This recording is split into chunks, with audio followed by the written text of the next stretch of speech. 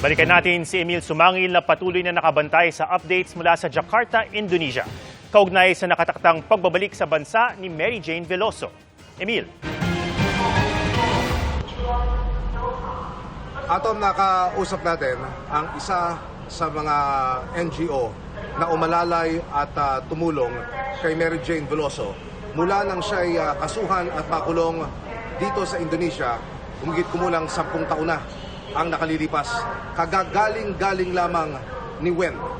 Siya yung binabanggit kong NGO na kaibigan ni Mary Jane. Kagagaling-galing lamang niya sa loob mismo ng prison facility kung nasaan si Mary Jane Veloso. At ang binabanggit sa atin, sa ating pareham, very excited daw si Mary Jane sa mga mangyayari sa mga susunod na oras.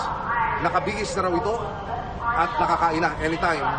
Isasakay na ito sa sasakyan patungo dito sa airport kung saan tayo nakaantabay. Pero humiling pa Atom, humiling pa at humirit pa ng request itong si Mary Jane. Nag-request siya sa pamunuan ng prison facility na kung maaari ay makapaglaro pa kahit isang set daw ng volleyball kasama yung kanyang mga kaibigan dito sa women's facility. Yon ang binabanggit sa atin ni Wen, yung NGO na huling nakausap o huling nakadaupang palad ni Mary Jane Veloso sa loob mismo ng prison facility bago siya ialis doon ng Indonesian authorities at ibiyahe papunta dito sa airport. Samantala, tayo ay magpapakita ngayon ng ilan sa mga larawan nakuha naman nitong nakalipas na mga araw. Makikita natin si Mary Jane Veloso na may pinipirmahan. Kaharap niya ang ilang personalidad. Ito ay mga opisyal ng Foreign Affairs Department dito sa Indonesia. Ang binabanggit sa atin, ayon sa impormasyong ating natanggap mula sa Department of Foreign Affairs, ito ay travel documents. Kailangan ito at kasama sa proseso sa gagawing paglilipat sa kanya mula dito sa Jakarta pauwi dyan sa atin sa Maynila.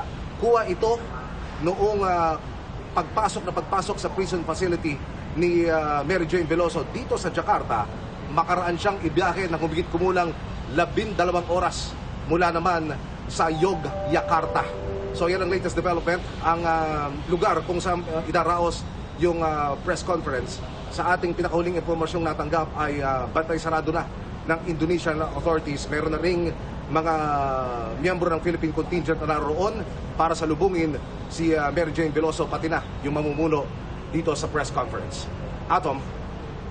Maraming salamat, Emil Sumangil.